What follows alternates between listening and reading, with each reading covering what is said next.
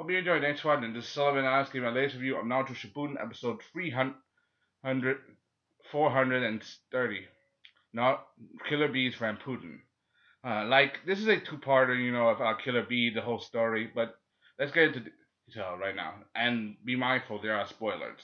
The reason why it took so long with making this video, because even though it's a Naruto episode, it's still filler, and I didn't want to review filler, but I wanted to, anyway, we all know the detail. If you guys seen the last video, you know what we're talking about. You haven't, then I'm gonna give.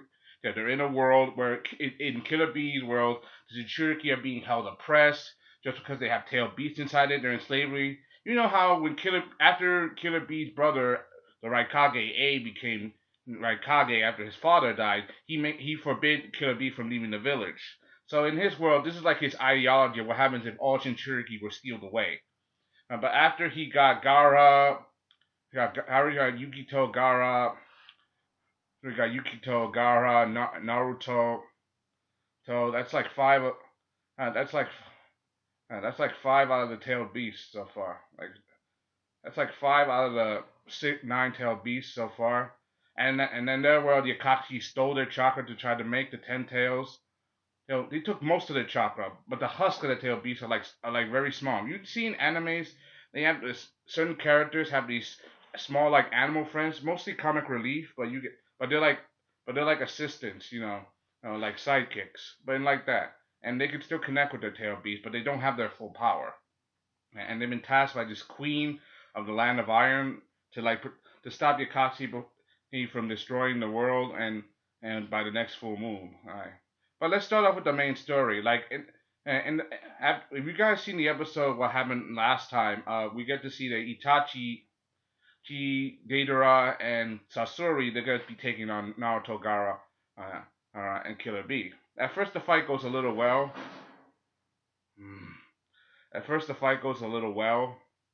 But then Itachi, he leaves the Akatsuki, leaving them defend for themselves, leaving Deidara and Sasori defend for themselves. Then out of nowhere, a Fu of the Hidden Waterfall, the Seven Tails, appears.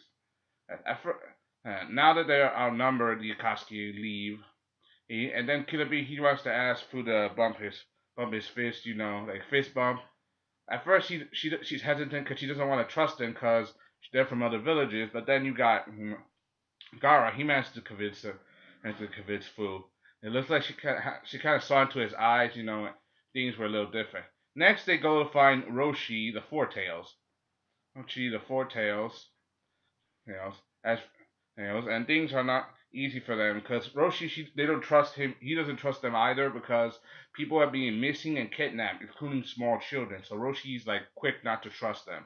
But then, as the question being answered, they notice someone else is there, and this someone is Sasuke. Apparently, he and Orochimaru have been kidnapping people again.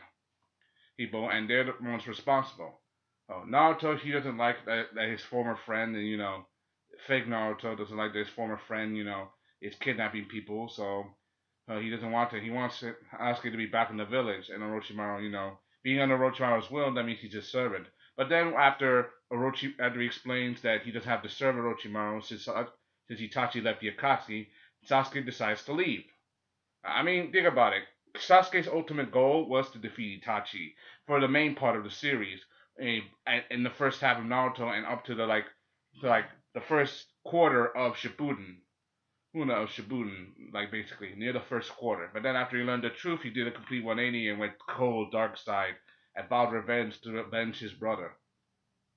If you guys are true Naruto fans, you should know this already. But after he left, Orochimaru was gonna fight them, and this is kind of a goofy way to fight, basically like the way they fought, they each transformed, but they each took turns hitting the giant snake, basically.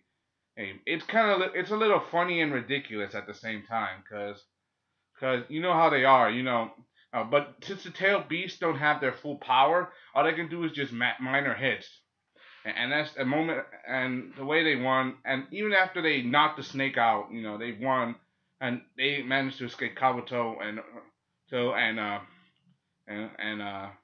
Orochimaru. They managed to escape. They slithered away, shed their skin, like snakes. They tucked tail and ran. Then you got later in the story, Hey, uh, later in the story, you got Yukito. She managed to find and Han, who is the Five Tails, and Ukitaka, the Six Tails. I liked Ukitaka, the small arc we got with him when he first met Naruto. Even though it was very fillerish, we got to see Ukitaka for a little bit, and we got to see what he was like, because it was a good story. All right, very fillerish, but a good story. Then next you have next you got Yukito. Yukito, she had to found Yagura, who was once the fourth Mifukage, and was the fourth Three Tails Jinchuriki. However, Yagura, he doesn't want to be a part of the fight because he tells them that Jinchuriki are despised because they have tail beasts inside them. All they were shown were hatred, fear, and contempt. And he is right. Being Jinchuriki, you're basically isolated. We saw this with Naruto, we saw this with B, we saw this with Gaara. Having a tail beast, that means you're possessed by a monster, and you have to be. There's a fear that you could go rampage and kill everybody. So people fear what they don't understand, and that's simple logic. But after Killer B managed to take managed to challenge Yagura and managed to talk to him a little bit, and like having to talk to Yagura, Killer B finally convinced him that now if we are Jinchuriki, then we have this power. Then we have the right to protect the world with this power and show people that we are not hatred. That's kind of what he did. And that's what I like. That's what I like. I like this whole thing is basically Killer Bee's fantasy. So it makes sense that in some way he would try to be the one to unite everybody. Right? Even though his skills with communicating people are a bit goofy, I understand where he comes from. Um, then at the moment where the fighting begins, it's nice to see a team at all the most of the Turkey kicking ass, seeing them fight an army of white Zetsu. It's too bad in this episode we didn't get to see all of the Akatsuki. I would like to see Nagato. I would like to see Nagato, Yahiko, Pain, Konan, Kisame, Hidan, Kakazu, who even Zetsu, because they didn't do that. If they wanted to do that, they could have made this a 3 episode arc instead of just 2 episodes. And I think it would have been done better with a 3 episode, and we would have gotten some more story development. Because we could have gotten some more action. Some of the actions were straight up, but they did it like fade in, fade out. They showed one picture of Ukitaka blowing bubbles, one picture of Naruto Rasen Shuriken, and one picture of Roshi spitting lava balls, like magma and lava. But you get the point.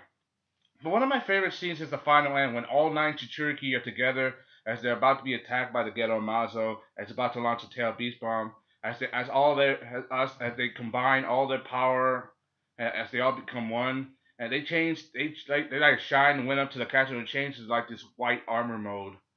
Like if you guys remember a couple years ago, the people who produced Naruto Viz Media had a contest to release this poster of all 9 Security together in white armor, a sword on their back, and they each had headbands with the Japanese symbol for the number for each of the tail beasts. Like Gar was 1 tail, and Yukito was 2. Ukitaka was 3, and so on, all the way to Naruto, who was just 9. And I like that poster, pretty good. Too bad it was only for a limited time offer. I would love to buy that though. It would be pretty cool to have an all 9 tail beast in a Jinchuriki poster. But that was just limited. And as they all come together, they all use their tail beast even though their power is limited, they manage to combine their power once in one shot and manage to defeat the enemy. Yeah. And it was a good story. I wish it was a little longer and we got more progression though, because in that world the tail beasts are being hunted, the Jinchuriki. Hey, I would have liked to see all 9 Akatsuki.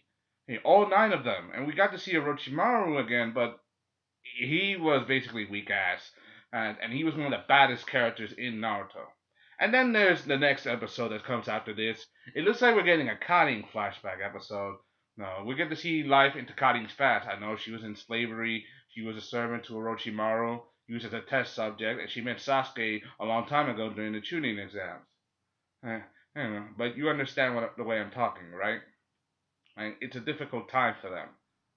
And so basically, but that's one of the things I like about this story. We get to see Killer Bees from Killer Bee's point of view for once. But even though some people don't like it, you don't have to like it anyway. I mean, you want you just you give your opinion and it will be fine.